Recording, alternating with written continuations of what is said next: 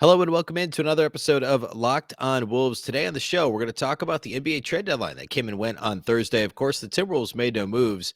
Why I think it's a good thing that they stood pat. Also, a quick look at some of the bigger NBA trades around the league here. Ben Simmons, James Harden, obviously the blockbuster, the headliner trade. I want to give a few thoughts on that. Plus, a couple All-Star weekend notes. We're closing in an All-Star weekend with a couple Timberwolves players participating, and also previewing the big Wolves-Bulls game on Friday night as the Timberwolves will try and get back on track against old friend Zach LaVine in Chicago. It's all coming on the show here today. Welcome in. You are Locked On Wolves.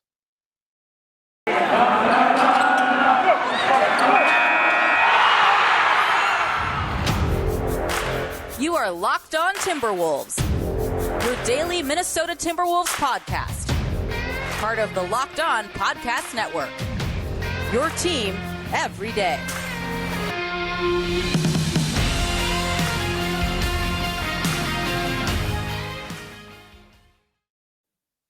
Hello and welcome to the Locked On Wolves podcast, part of the Locked On Podcast Network, your team every day. My name is Ben Beecken. I am the host of Locked On Wolves. I'm also the editor of Dunking with Wolves, the Timberwolves site on the Fansided Network.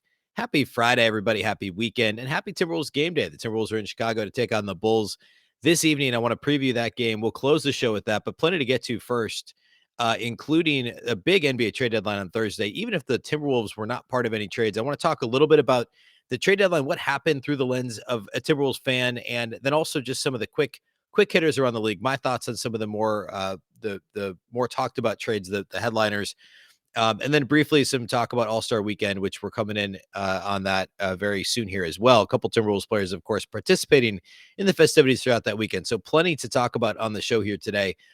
First of all, though, thank you for making Locked On Wolves your first listen each and every day. Of course, the show's free and available everywhere, including YouTube, as well as all of your favorite audio platforms, Apple, Google, Spotify, as well as Odyssey. You can also follow on Twitter at Locked On T-Wolves and at Beecken. That's with two B's, two E's, CKEN.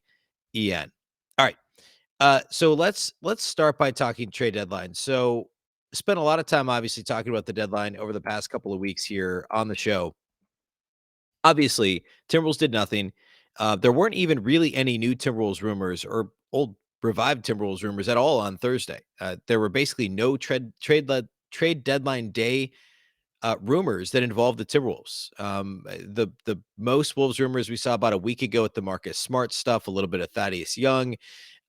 Both Thaddeus Young, of course, was traded on deadline day, as was Ben Simmons, a player who long was rumored to be a target of the Timberwolves.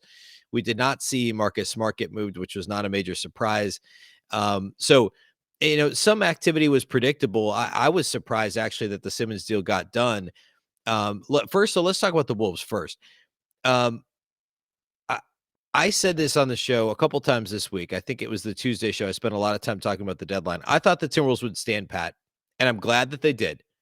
Um, a perfect world scenario. Would they have added some size? Yes. Would they have added, size / defensive rebounding chops to the roster? Absolutely. Would they have liked to move Josh Okogie for something? Probably. Best case scenarios, you could move out Josh Okogie in a second round pick or two, and ultimately you bring back a player who could help you in the front court and maybe a first round pick. And you could kind of package Okogie, 2 second rounders. Maybe it's 2 separate deals. But overall, what would be sent out is a guy like Okogie, maybe one other player, a Jake Layman, something like that, a couple of second round picks, maybe even 3 second round picks total. And you bring back a first rounder, maybe, multiple future second rounders, something like that. And ideally a player that could help you in the front court. Obviously that didn't happen. That would have been best case scenario, short of a Ben Simmons trade, which is never likely to happen. I've been saying that on the show for a long time. So I'm okay with the Timberwolves not doing much. Is it a missed opportunity? Sure. Anytime a deadline like this passes, you wish that something could have been done, but there's also value to not, and I said this a lot the other day, there's value to not rocking the boat. This is a team that's 29 and 26. If this team was, 20 and 30 or something like that, it's a different story. You'd look at rolling the dice a little bit, shaking things up, because that would make sense. But this is a team that's continually played better. And when they're healthy, they've played very well. They've played easily at a playoff pace since they've been healthy.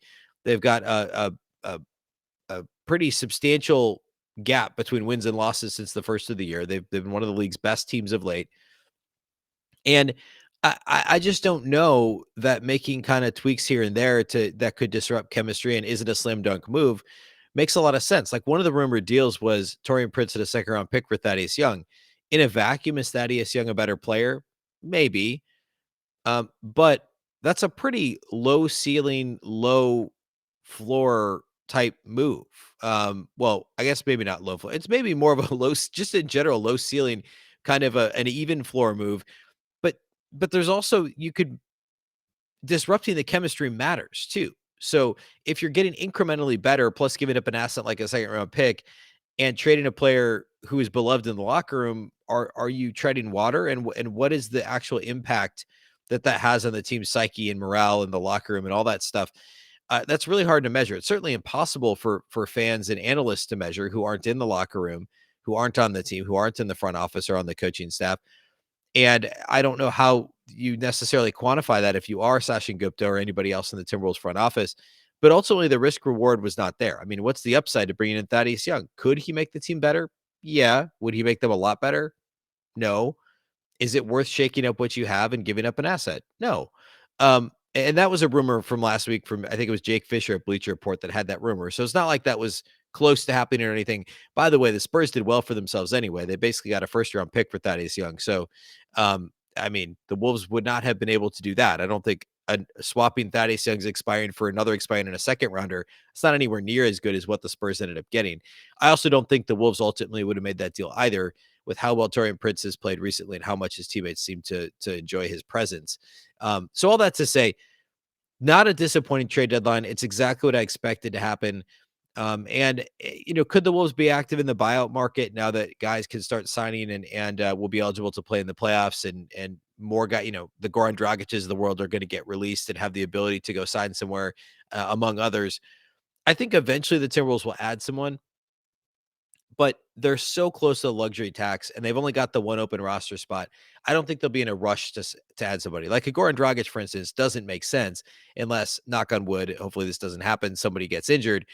Um, if they're going to add somebody, it's going to be size. And I don't think there's necessarily a rush to do that at the moment. I think the flexibility of the roster spot is still nice to have.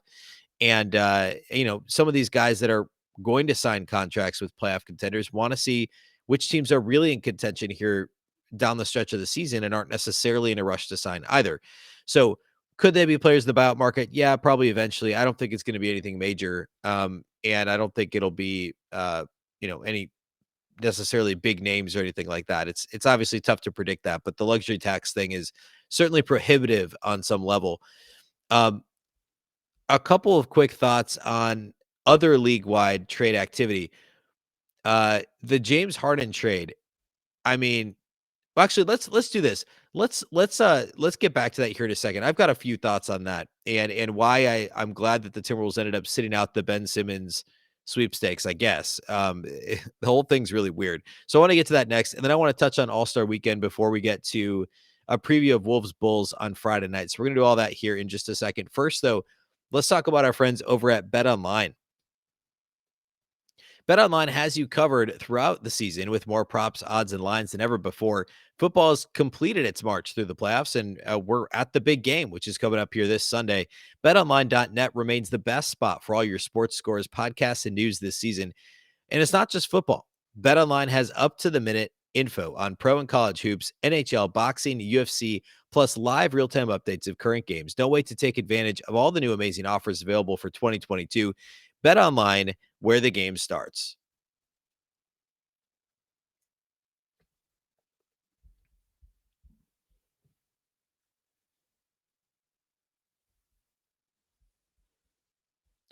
All right, let's get to talking a little bit about this Simmons trade, the Simmons Harden trade. First, though, another thank you for making Locked On Wolves your first listen, and also a reminder: it's Super Week, brought to you by Get Upside. There's no better place to get coverage of the big game this Sunday than the Locked On NFL podcast. Locked On Bengals and Locked On Rams are in LA all week covering the big game. Okay, um, let's talk about the Harden Simmons thing. So this deal is just it's a monster deal that got done. And I was a little bit surprised it got done. I obviously the Nets were very motivated to do something, 9 straight losses, Kevin Durant still sidelined, other injuries. Joe Harris is out. Just kind of ugly vibes around that team. Ultimately, they end up getting Ben Simmons, Seth Curry, Andre Drummond, a first-round pick, actually 2 first-round picks, a first-round pick this year that they can defer to 23 if they want to, and then a 2027 pick, so 5 years down the line. That's top 8 protected. The Sixers only get James Harden and Paul Millsap, who was not even with the team with Brooklyn anymore. Um, I don't know. I do know. I have very clear thoughts on this. This is a fantastic trade for the Brooklyn Nets, and I don't see why the Sixers, how this is a win for them in really any way. I mean, you could argue that Seth Curry's been a better player than James Harden this year. I mean, that's not an insane argument. And you're also giving up Ben Simmons, who I get that he hasn't played for the Sixers and he wasn't going to, but you're also giving up Simmons a couple of first round picks and then also Andre Drummond. Um, I don't really like. I understand the idea for the Sixers, and Harden and Embiid are theoretically a pretty good pairing, although Harden's a bit high usage, and I mean, for as much as Embiid needs the ball in his hands, the Harden Embiid fit could be a little clunkier than they're anticipating. Embiid isn't he doesn't roll that much in pick and roll game, and that's the type of big. Think back to what James Harden did when he was in Houston, or even all the way back to Oklahoma City. How Harden likes to play. And Embiid needs the ball in his hands to be successful on offense. I mean, I think it could be a little clunky, and then you lose some spacing with Seth Curry. Harden's obviously having his worst year in a long time this year. For the Nets, I like it a lot. I think Ben Simmons fits great once Kevin Durant's healthy. I think he works with Kyrie Irving, and obviously he works with Seth Curry. I just think this is a great deal for the Nets. And the Eastern Conference landscape now is really fascinating. I mean, I think before the season, if you would have said the top 4 would be, or we'll call it top 5 in this order, where the Heat, Bulls, Cavs, Bucks, Sixers, I mean, nobody would have believed you. That's insane. I mean, the Nets are all the way down in 8th. But honestly, with this lineup and when Kevin Durant gets back healthy, I like the Nets in the first round against almost anybody that they would play. I think ultimately they're going to end up being a better team than the Cavs, a better team than the Raptors, certainly who they're behind, than the Celtics, who they're behind. I mean, the Bulls, I think, and we'll talk more about the Bulls here in a little bit, I think are playing a little bit above where they're going to ultimately be. I'd be shocked if they ended up in the top 3 in the Eastern Conference when it's all said and done. I know they've been there basically all year. They're currently tied for second right now, but I really like the makeup of this Nets roster now after this deal. Now, we don't know what Ben Simmons is going to look like when he gets on the floor. He hasn't played in a very long time. So that will be interesting, but this is an intriguing trade, one that it just felt like Daryl Morey was destined to make. He wasn't gonna take no for an answer here, and it's just so much better for the Nets than it is for the Sixers. I don't think there's any question about that. The only other thing, I mean, there was obviously a lot that happened. The Montrezl Harrell going to the Hornets, and the 4-teamer where the Bucks got Serge Ibaka, which just kind of felt like a shuffling deck chairs for everybody type of a thing. Just some minor stuff from around the league. Significant one though, the Celtics got Derek White from the Spurs. Derek White is an exciting young player. The Spurs get Josh Richardson, Romeo Langford, a top 4 protected first round pick, and the ability to swap 2028 first round picks. This is a great deal for the Spurs. I like Derek White, but then in a separate deal, they also traded Thaddeus Young and got a first round pick. So the Spurs got potentially 3 first round picks at this deadline, plus Josh Richardson and Romeo Langford. I mean, look out. The Spurs are quickly retooling, and obviously they've got some great young talent, Devin Vassell, Keldon Johnson, Lonnie Walker. This is a team that isn't good this year, isn't going to make the playoffs this year, but they're only going to be a year or 2 away from being good again. I believe that with how good their front office and coaching staff is, obviously. They're already reloading in a hurry in San Antonio. Okay. Shifting away from the deadline, I guess putting a bow on it, exciting to see some big moves go down. A lot of small activity, more than I would have expected. It was to be expected that the Wolves didn't make a move. I'm totally fine with the Timberwolves standing pat. And we'll see what they do on the buyout market. It probably won't be much, but we'll keep an eye out for that. The last note I want to get to before we get to Wolves Bulls and that preview is related to the All-Star game. So we know Anthony Edwards said he was not going to participate in the slam dunk contest. We had known that for a while. We know that Karl-Anthony Towns is participating in the 3-point shootout. I think I mentioned that last week on the show. So that's good. And then Anthony Edwards is participating in the rookie sophomore game. So a couple of participants there, plus Towns being in the big game. But notably, the draft on Thursday night was held between the team captains, and we found out which team Karl-Anthony Towns will play on. And it is, in fact, the same team as former Timberwolves teammates Andrew Wiggins and Zach LaVine. They'll all be on Team Durant. The way that this worked was they drafted the starters between Team LeBron and Team Durant. Of course, Kevin Durant's not playing, but is still the team captain. So they did the draft of the starters, and then they did a second round, which was reserves. So among the reserves, Karl-Anthony Towns was the third reserve selected. Durant took Devin Booker first. LeBron took Luka Doncic second. And then Kevin Durant took Karl-Anthony Towns third among reserves. Ahead of, I'll list everybody else in order, Darius Garland, Zach LaVine, Chris Paul, DeJounte Murray, Jimmy Butler, Chris Middleton, Donovan Mitchell. LaMelo Ball was the fourth to last pick. Remember, he's the injury replacement that just recently was named. Fred VanVleet, Rudy Gobert, and of course, James Harden was the last pick. Kevin Durant somehow just happened to avoid picking James Harden that entire draft, and he ended up being the last pick of the draft by Team LeBron. So we will get Andrew Wiggins as a starter, and then LaVine and Towns off the bench for Durant. I don't know for sure if that was intentional, but it wouldn't shock me if it was by KD to do that. And undoubtedly, they'll get the opportunity to share the court at some point, which would be really cool. So awesome that they're on the same team together. Pumped to see. I mean, you got the Rising Stars game Friday, the rookie sophomore game with Anthony Edwards. You've got Karl-Anthony Towns in the 3-point shootout on Saturday night, and then the big game Sunday with Towns in that one too. So we'll finally get a full weekend of the Timberwolves at All-Star Weekend. It's been a few years since we've seen that. I think going back to maybe Towns' first All-Star appearance was the last time the Timberwolves had representation on all 3 nights of that weekend. And we're coming up here now on it very soon. We're just a week away. Next Friday or next weekend, next Friday, Saturday, Sunday is when this all goes down. So it's coming up and it's going to be fun. All right. I want to preview Wolves Bulls. It's the first time we've seen Chicago this season. And of course, old friend Zach LaVine. The Bulls are struggling a little bit lately, a lot of injuries, but still a very tough matchup and one of the better teams in the league. So I want to preview all of that here next. First, though, let's talk about our friends over at Shopify. Shopify gives entrepreneurs the resources once reserved for big businesses, so upstarts, startups, and established businesses alike can sell everywhere, synchronize online and in-person sales, and effortlessly stay informed. Scaling your business is a journey of endless possibility. Like mine, Shopify powers millions of businesses from first sale to full scale. Reach customers online and across social networks with an ever-growing suite of channel integrations and apps, including Facebook, Instagram, TikTok, Pinterest, and more. Gain insights as you grow with detailed reporting of conversion rates, profit margins, and beyond. More than a store, Shopify grows with you. This is possibility powered by Shopify. Go to shopify.com/LockedOnNBA for a free 14-day trial and get full access to Shopify's entire suite of features. Grow your business with Shopify today. Shopify.com/LockedOnNBA right now. Shopify.com/LockedOnNBA. Let's also talk about our friends over at Built Bar.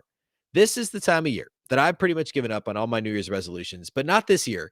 I'm sticking to my resolution to eat right, and that is a big thank you to Built Bar. It almost feels like it's not really a resolution because I actually genuinely, truly enjoy eating Built Bars. Have you tried the Built Puffs? If you haven't, you're missing out on one of Built Bar's best tasting bars. Puffs are the first ever protein-infused marshmallow. They're fluffy. They're actually marshmallowy. They're not just a protein bar. They are a treat, and they're covered in 100% real chocolate. Puffs are a fan favorite with some incredible flavors. Yummy cinnamony churro, coconut marshmallow, banana cream pie. They're all delicious, and they're going to be your new favorite. All Built Bars, of course, are covered in 100% real chocolate, including Puffs. 100% real chocolate. Low calorie, high protein. Replace your candy bars with these. They are actually better. A typical candy bar can be anywhere from 200 to 300 calories. But not Built Bars. Built Bars are just 130 calories. Go to Built.com, scroll down to the macros chart. You'll be blown away. High protein, low cal, high fiber, low carb. Again, just 130 calories, only 4 grams of sugar and 4 grams net carbs, and 17 grams of protein. Compare that to a candy bar, which is often around 240 calories, 30 grams of sugar, and dozens of net carbs. Mint brownie, coconut almond, and new for this month in February, white chocolate cookies and cream. They're all delicious, and new flavors are coming out all the time. If they think a flavor might be good, they'll make it. It will be delicious and it will be good for you. At Built Bar, they're all about the taste. They make it taste delicious first and then figure out how to make it healthy. And I don't know how they do it, but they truly pull it off every single time. Go to built.com, use promo code LOCK15 and get 15% off your order. Again, that's promo code LOCK15 for 15% off at built.com.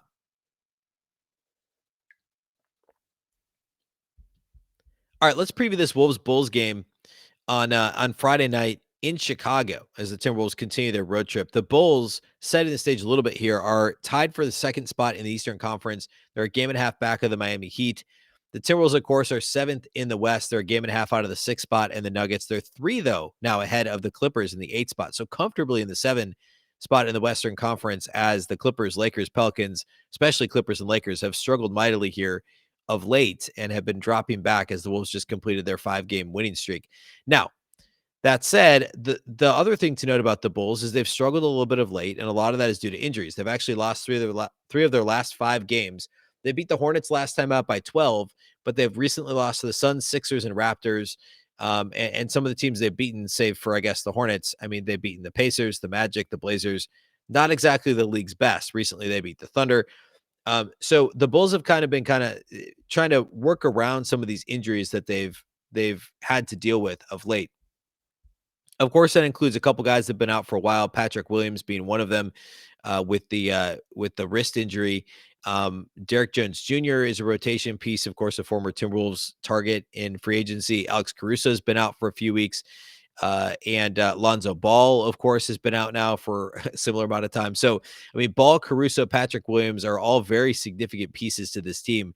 And then Derek Jones Jr., more of a rotational piece. But then also Io Dosumu is out too. The rookie guard who's started a little bit for them this year and been pretty good, has scored really kind of at all 3 levels for them, is out, or at least missed their last game on Wednesday with the concussion.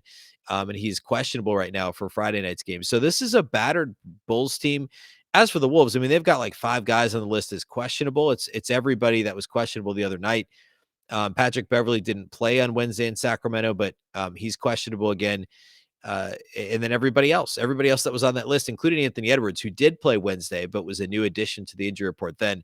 He is again questionable for the game on Friday with the knee issue. In terms of this matchup, the Bulls are a pretty well-rounded team. They're much better offensively than they are defensively, but in terms of what they do offensively, they don't shoot threes a lot. They're actually last in the league in three-point attempts, but they make them when they shoot them. They're third in percentage, but 30th in attempts. They're very good in the paint. They get to the free throw line a fair amount, and they're third in free throw percentage. So when they get those opportunities, 3-point opportunities, free throw line opportunities at the free throw line, they knock down those shots. And they're also just kind of they're not a great defensive team, but they're a solid defensive rebounding team. They do a pretty good job of turning other teams over as well. And that kind of makes up for some of their other issues defensively. And I mean, in terms of how the Wolves will slow down their offense, it's going to be difficult to deal with both Zach LaVine and DeMar DeRozan. I did not think, I'll be honest about this, I did not think those two would work that well together. I was wrong. DeRozan is still so good from the mid-range, and Zach LaVine can score both at the rim and outside the arc. He's still shooting north of 40% this year. And it's just so tough to deal with. DeRozan hasn't changed much. I mean, still more than half of his shot attempts are coming from between 10 feet out from the basket and the 3-point line. It's almost 60% of his shots. It's like 58% of his shot attempts are from 10 feet to the 3-point line. Less than 10% of DeMar DeRozan's shot attempts are threes, and only about 17% are coming at the rim. Zach LaVine, on the other hand, he shoots 40% of his shot attempts from 3. And by the way, he shoots over 40% from 3. And a little more than a quarter of his shot attempts, about 27% of his shot attempts are at the rim, and does a lot less from the mid-range. He's still very good on long twos when he gets those opportunities. He likes to shoot those pull-ups if he doesn't think he can get all the way to the rim. Not a big floater game guy still, but he's so dynamic with the ball in his hands that this offense, it just revolves around those two, and they don't really need, much other support. They've still got Nikola Vucevic, of course, who's been very good of late, especially he was big in their win on Wednesday over Charlotte, but he averages 17 and 12 on the season. and it's kind of the third banana to Levine and DeMar DeRozan. A lot with Lonzo Ball out, they've needed some other guys to step up. Kobe White has played pretty well and has started regularly for them in Ball's absence. Obviously, still missing Caruso, which hurts, and if they're missing Dosumu as well, that's Dosumu, excuse me. That's also not a good thing for their backcourt rotation. But still, they've mostly weathered the storm. And I mentioned this earlier. I think they have a little bit of a tenuous hold on that 2 spot in the Eastern Conference. Their point differential is actually not much better than the Wolves. Their differential right now is a plus 1.8. The Timberwolves is a plus 1.7. In fact, Basketball Reference's Pythagorean win-loss total would suggest the Bulls should be 31-24 instead of 34-21. So they're actually 3 games better than their point differential suggests that they should be, which means they've had some good fortune this year. They've won some close games. And then you layer on top of that how battered and bruised their roster is right now. And I mean, it wouldn't be a surprise if we saw a little bit more of an extended swoon coming from the Bulls moving forward. They're obviously still a very good team and will be favored to win this game at home in Chicago over the Timberwolves. But this is still a winnable game for Minnesota. Then again, if they play defense like they have for much of the last 2 weeks, I said this on the postgame pod Thursday, Minnesota's going to give up 150 points if they defend like they have of late. Chicago has the 4th best offensive rating in the league. And Levine and DeMar DeRozan are both going to be out there and they're going to score buckets. And the Timberwolves' point of attack defense has been miserable lately. D'Angelo Russell has to step up defensively. If Edwards plays, he has to step up defensively. They need Malik Beasley to play hard. Jordan McLaughlin to be effective. If the Wolves don't turn the Bulls over, and if they can't stay in front of or at least provide some resistance to Levine and DeRozan on drives to the rim, it's going to be a long night for Minnesota. If they can do those things, this is still a winnable game against an injured Bulls team. The Wolves would have a legit shot to win. Stay tuned over the weekend. We'll likely do one weekend podcast. Then, of course, we'll be back with the post-game pod following. There's a Sunday matinee. The Timberwolves will play the Pacers in Indianapolis on Sunday afternoon. So we'll have a Sunday evening post-game pod from that one. And very likely we'll have the Bulls post-game pod posted either late Friday or early Saturday. So stay tuned for that. Otherwise, of course, we'll be back all next week, Monday through Friday, leading into the All-Star break. So there's plenty still to talk about as the Wolves try and get back on track after Wednesday's loss to the Kings. That's all we have for you today here on the show. Thanks again for listening to Locked On Wolves, of course, part of the Locked On Podcast Network. And I thank you for making Locked On Wolves your first listen each and every day. Of course, we're free and available everywhere, including YouTube, as well as Apple, Google, Spotify, and the all-new Odyssey app. You can also follow on Twitter at Locked On T-Wolves and at Beecken with 2 B's, 2 E's, C-K-E-N. A reminder that Locked On Wolves is part of the Locked On Podcast Network. Of course, the Locked On Network is your local experts on all the biggest stories. A reminder, as you make Locked On Wolves your first listen, you can make Locked On Bets your second listen. It's your daily one-stop shop for all your gambling needs. Locked On Bets is hosted by your boy Q with expert analysis and insight from Lee Sterling. It's free and available wherever you listen to podcasts. Once again, I'm Ben Beecken. This is the Locked On Wolves podcast. We'll catch you next time. Have a great weekend.